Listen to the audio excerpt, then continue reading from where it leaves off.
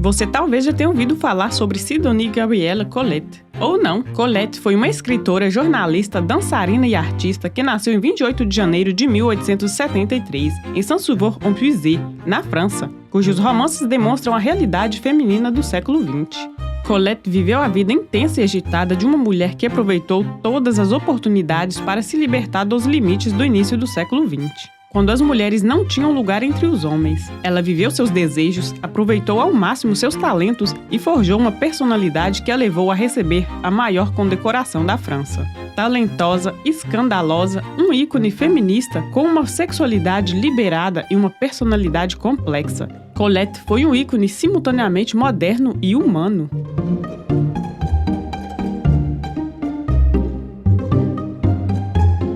Colette ainda estava na adolescência quando conheceu Henri Gauthier Villars, um importante crítico literário de Paris, 14 anos mais velho que ela. Logo ela se apaixonou por esse sedutor compulsivo apelidado de Willy e se casou com ele em 1893.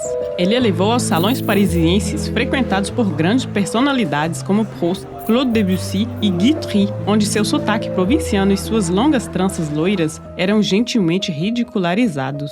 Seu marido, que dirigia uma oficina literária de redação de romances, a incentivou a escrever sobre suas lembranças da escola primária. Entusiasmada, Colette passou a escrever centenas de páginas, mas Willy não estava satisfeito. Ele não acreditava no talento de sua esposa. Ele então guardou os cadernos em um canto e se esqueceu deles por 5 anos. Depois, ele as redescobriu e pediu à esposa que as refizesse. A jovem mulher trabalhou incansavelmente. Foi uma verdadeira provação, pois seu marido era muito exigente. Mas pouco a pouco, Gabrielle se tornou Colette e, sem perceber, a jovem provinciana se tornou uma autora. Seu marido acabou publicando os livros em seu nome, Willy. Em 1900 foi publicado Claudine à l'école. Ele se tornou um grande sucesso popular. De 1901 a 1903 surgiram-se 3 livros Claudine. Colette aceitou viver à sombra de seu marido. Ele compartilhava Claudine e suas aventuras, mas Willy, diante do imenso sucesso dos escritos de sua esposa, gastava todo o dinheiro que ganhava com mulheres e eventos sociais. Para compensar, ele pede à esposa mais escritos, mais Claudine, forçando-a a escrever. Mas o sucesso crescente dos livros de Colette era a prova de seu imenso talento, um talento do qual Willy tinha um ciúme insano. Especialmente porque as pessoas próximas ao casal não tinham dúvidas sobre a semelhança com a vida e o espírito de sua esposa. E eles não estavam enganados. Foi ela quem escreveu suas memórias em cadernos escolares a pedido do marido, que havia ficado sem inspiração. Foi ela quem criou o estilo original, a narração e a liberdade de tom que logo se tornaria sua marca registrada. Em 1909, ela soube que seu marido, um jogador inveterado, havia vendido os direitos autorais de Claudine para cobrir suas dívidas. Isso foi suficiente e ela pediu o divórcio. Seguiu-se uma longa batalha para recuperar os direitos de seus escritos e, acima de tudo, para ter seu nome reconhecido como a verdadeira autora de Claudine. Colette acertou suas contas em Mes Apprentissages. Mesmo assim, ela continua imensamente grata a Willy, sem o qual ela admite que teria se tornado uma solteirona. Ele ajudou a se abrir para o mundo e a se tornar uma escritora. Em 1906, após 13 anos de casamento, Colette se divorciou de Willy. Foi um ato poderoso, repleto de simbolismo na França puritana da época, e marcou a emancipação intelectual da mulher que viria a se tornar uma mulher de letras mundialmente famosa. Com o apoio de seu amigo Georges Vague, ator e mímico da Ópera de Paris, ela iniciou uma carreira paralela no Music Hall. Suas primeiras apresentações no Olympia, onde experimentou a pantomima, renderam-lhe ótimas críticas na imprensa parisiense. Le Figaro disse sobre ela que a estranheza expressiva de suas expressões faciais cativou todos os parisienses. De fato, o Tout Paris literário veio aplaudi-la. O auditório estava lotado. Afirmou-se até que os poetas sonhavam em escrever para ela, a artista feroz e encantadora cujo talento original a tornou um sucesso. Nunca um mímico expressou de forma tão curiosa os mais diversos sentimentos da alma, relatou o jornal Le Figaro em 20 de outubro de 1906. Além da sinceridade de seu desempenho, também passaram a admirar a elasticidade da atriz. Seu traje indiscreto revelou as mais belas curvas. Ela ousou a ficar quase nua. Nenhuma atriz jamais havia se despido daquela maneira no teatro.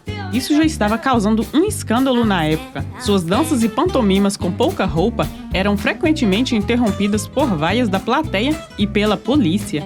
Mas os parisienses e o resto da França ainda não tinham visto nada. Para dar início a 1907, o Moulin Rouge programou Rêve d'Égypte. A parceira de Colette era sua amante Missy. No final da peça, elas trocaram um beijo apaixonado. Foi um escândalo. Para todos que presenciaram, desta vez Colette tinha ido longe demais. No dia seguinte à estreia de Rêve d'Égypte, a imprensa condenou a exibição. Foi uma exibição deplorável, disseram alguns jornalistas e dramaturgos. Ao invés de proibir a peça, o prefeito de polícia Louis Lépine decidiu fazer pequenas alterações. Ela não se chamava mais Rêve d'Égypte, mas Songe d'Orient. O papel de Missy passou a ser interpretado por Georges Vaga. Os protestos continuaram e o espetáculo foi definitivamente proibido em Paris 2 dias depois. Após esse escândalo, o beijo não prejudicou sua carreira, que continuou nos maiores teatros de Paris e de toda a França. Colette continuou sua carreira na pantomima, onde perseguiu todas as suas audácias. Na peça La Chair, ela revelou seus seios completamente nus, que logo já não eram um segredo para os parisienses. Colette deixou os palcos em 1912. François Mauriac descreveu Colette como uma ogrinha alegre, e é verdade que ela saboreava a natureza, homens e mulheres. Ela transpôs sua primeira experiência homossexual com a americana Georgie Raoul Duval em Claudine Homenage. Missy, a marquesa Mathilde de Morny, que foi beijada no Moulin Rouge diante dos parisienses atônitos, era sobrinha do então imperador Napoleão III. Ela usava calças, cabelos curtos, botas e jaquetas. Seu caráter inclassificável perturbava e assustava sua época. As duas mulheres viveram um intenso caso de amor até 1911. Depois que se separaram, suas cartas testemunham a cumplicidade inabalável entre elas. Esse relacionamento foi tão fundamental para a vida e o desenvolvimento pessoal de Colette quanto foi para sua obra literária. Com seu segundo marido, Henri de Jouvenel, editor-chefe do Le Matin, ela deu à luz uma filha em 1913. Essa seria sua única filha, batizada de Colette. Seu novo marido, que era tão inconstante quanto Willy e estava ocupado com sua carreira de diplomata e futuro ministro, a deixou de lado. Colette, logo depois dos 50 anos, seduz seu enteado de 17 anos. O caso deles durou 5 anos. Jouvenel, humilhado, a deixou em 1923. Colette logo conheceu Maurice Gouduquet, um empresário e jornalista com quem se casou em 1935. Esse terceiro e último marido seria seu companheiro ideal. Eles se mudaram para o Palais Royal, onde ele foi preso em um ataque antissemita. A escritora conseguiu sua libertação antes que ele fosse deportado. Ela viveu com ele, mas em 2 apartamentos separados pelo resto de sua vida. Em sua companhia, Colette sossegou.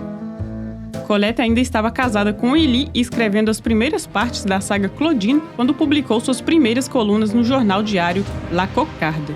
Crítica, reportagem, investigação, conto, ela dominava todos os formatos e escrevia com extraordinário talento sobre 1000 assuntos tão diversos quanto a vida das mulheres durante a guerra, a prisão de Jules Bonnot e as socialites parisienses. Os artigos de Colette e os títulos da imprensa em que ela publicou estavam intimamente ligados à sua biografia e ao seu trabalho literário. Entre 1907 e 1909, ela escreveu regularmente textos curtos em La Vie Parisienne, esboços da vida de casada pelos olhos de Taubichian ou sobre modas e mulheres pelo personagem Valentine. Alguns de seus textos mais autobiográficos se aproximam da prosa poética, ultrapassando a linha entre ficção e realidade. Seus artigos de grande variedade geralmente são de um gênero inclassificável. Em 50 anos, Colette escreveu mais de 1.200 artigos, publicados em cerca de 100 de títulos. Seu lema era: "Você precisa ver, não inventar". Ela foi uma das jornalistas mais brilhantes de sua época, contribuindo ao longo de sua vida para vários títulos, desde La Fronde até Le Figaro e Le Matin, onde editava as páginas literárias. Surpreendentemente, em 1932, contra o conselho de sua comitiva, Colette abriu um salão de beleza em Paris. Entre outros, ele foi subsidiado por sua amiga Inareta Sanger, conhecida como Ine, princesa de Polignac.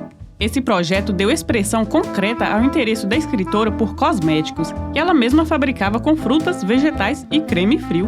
Com base em sua experiência no teatro, ela aplicava maquiagem em clientes da alta sociedade. O negócio aumentou sua lenda, mas não suas finanças, e ela fechou o salão 1 ano depois. Colette detalhou as diferentes facetas de um setor de cosmético em expansão que sublimava as mulheres tanto quanto as restringia. E apesar do fracasso de seu negócio, ela marcou um ponto de virada importante na história da moda e da beleza, pois Colette foi uma das primeiras personalidades da época a dar seu nome a uma marca de cosméticos.